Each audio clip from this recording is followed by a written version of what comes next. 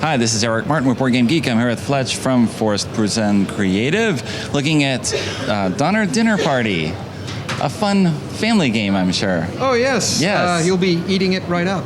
Yes. So in Donner Dinner Party, we're playing a social deduction game similar to a werewolf or mafia, but we're playing as the Donner Party, traveling through the Sierra Nevadas, getting stuck in the winter, and resorting to some pretty grim means of finding food. In this game, everyone is dealt a role, and you'll either be one of the pioneers or one of the cannibals.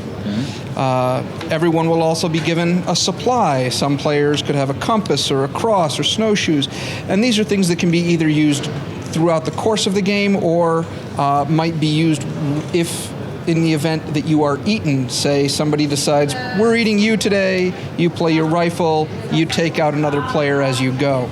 Okay. In this game... It doesn't actually save you.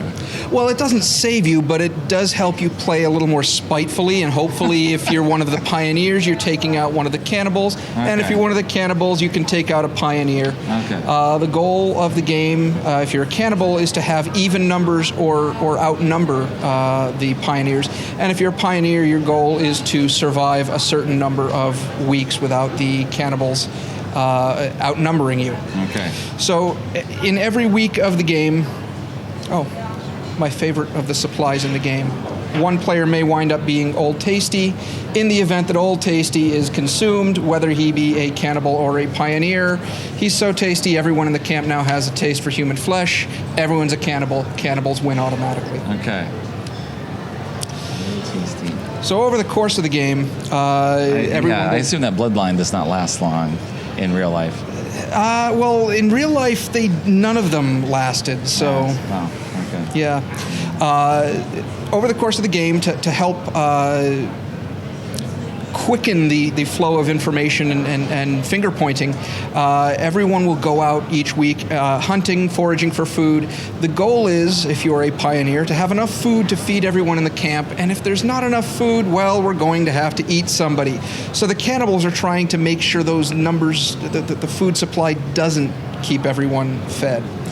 So you'll find things like squirrels along the way. You can feed 2 players if you forage for squirrels. You can feed 1 person if you have a fish. Sometimes you'll come back to camp and you have no food to give anyone. Sometimes if you're particularly spiteful, you'll play poison.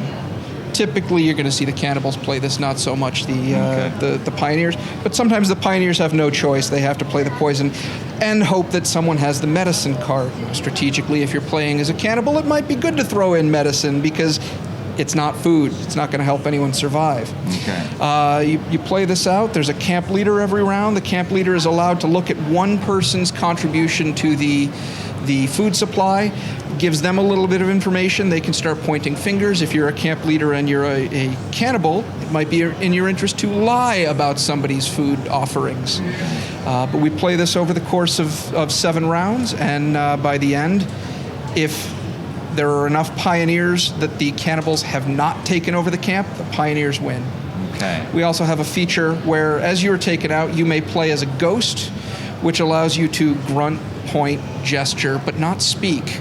So you can try to sway the course of the game from that point on. And of course, if you're a cannibal, people might not be inclined to believe you, but that still allows you to bluff, give good information, give bad information. Everyone at the table still has to wonder what exactly you're trying to tell them. Some sort of disruptive element going on in the game here. All right, so there's an overview coming from Chronicle Books of Donner Dinner Party.